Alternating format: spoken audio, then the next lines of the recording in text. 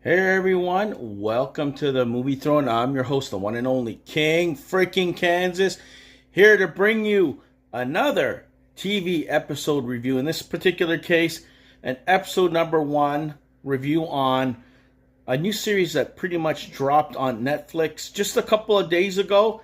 It's 6 episodes, it's a limited series, it's directed by Berg. What the hell is the King talking about? I'm talking about American Primeval.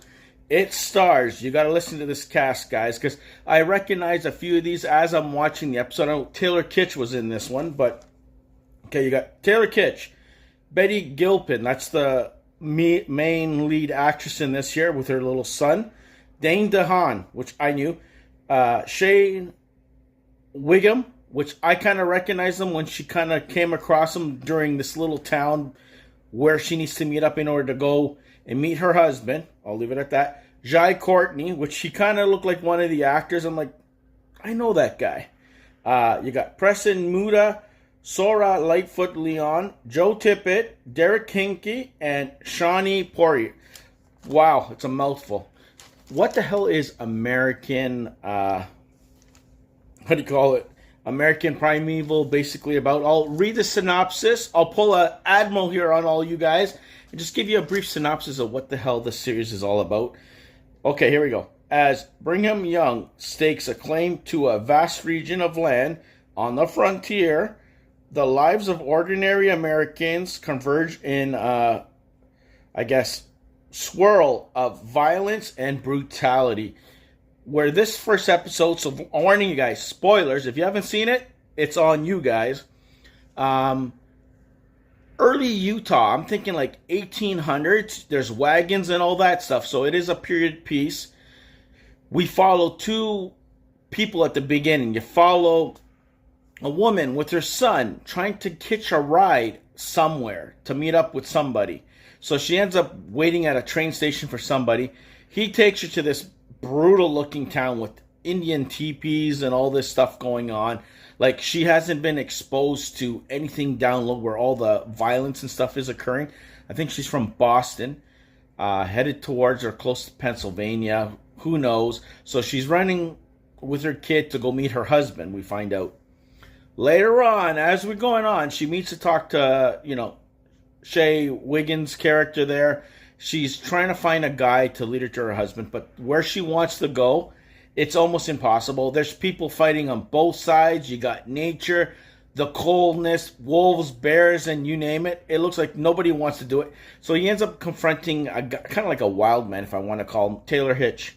A guy who's on his own, who's been through it all. It looks like he's very rugged, kind of like keeping to himself, and he doesn't want to do it either. But then later, you kind of see him follow him along for some reason. I guess he saw what was going on at the encampment or the fort there, that someone was looking for this woman and her son for apparently killing her husband. We don't know the story yet because it's only one episode in, but it looks like she's running from the law and there's a bounty on her head and someone's following her. So he kind of decides to follow through. So it's kind of one of those TV shows, guys, that, there's a lot of talking, a lot of here and there, go to this place, go to that place, and, to progress the storyline.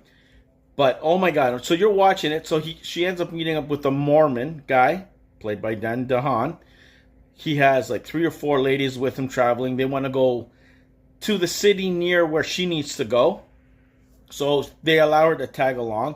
And there's an Indian stowaway, native Indian, who she went through her own little turmoil and stuff like that. She kept on getting attacked by, I don't know if it was her father or something. So a little bit of crazy business going on. And she ends up stabbing him, and she flees in there, and the little boy finds out that she's stowaway in the wagon, but doesn't tell his mother anything.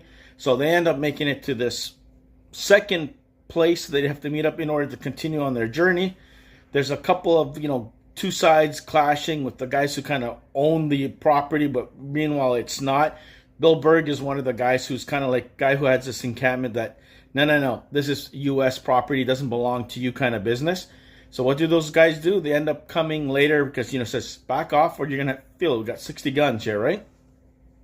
So I'm telling you, they're just having a normal conversation, enjoying themselves, and then stuff hits the fan. Shit hits the fan, okay? You got arrows coming through right at the beginning, an arrow going through this lady's head, and then another guy I'm telling you, it was gruesome. I got chills watching it. Like, all of a sudden, it slaps you with boom. And that's the last 10, 15 minutes of the episode. It's only 55 minutes long.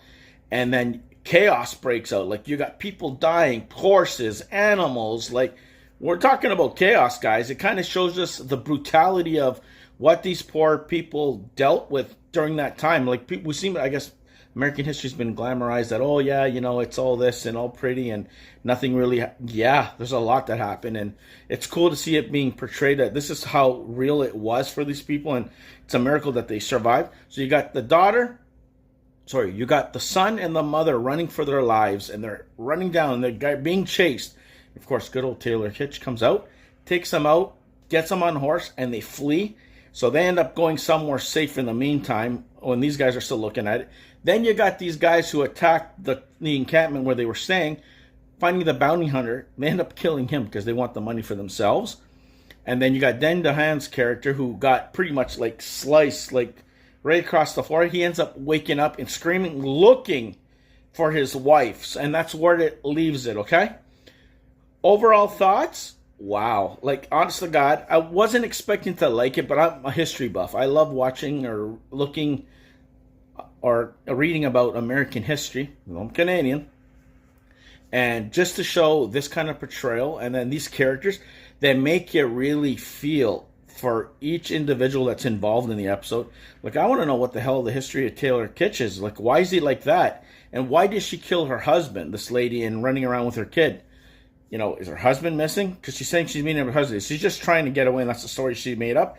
I have no clue. But either way, I'm intrigued. There's only 5 more episodes. I might watch it and then possibly drop, I guess, a finale at the end. If not, I'm telling you right now, totally watch this. Check it out for yourselves. Come back in the comment section. Let the king know what you guys thought of American Primeval, streaming on Netflix, starring Taylor Kitsch.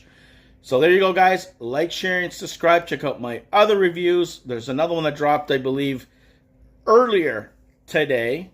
Black Doves, starring Keira Knightley. First episode of that one. And look in the comment sections of both videos, guys.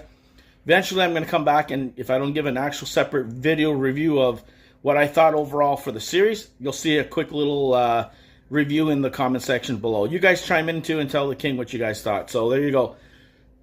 Stay off the king's throne. I'll see you guys where? Right here on YouTube land. Don't forget to check out Creature Commandos, tomorrow, finale, whatever review. Right here on YouTube land.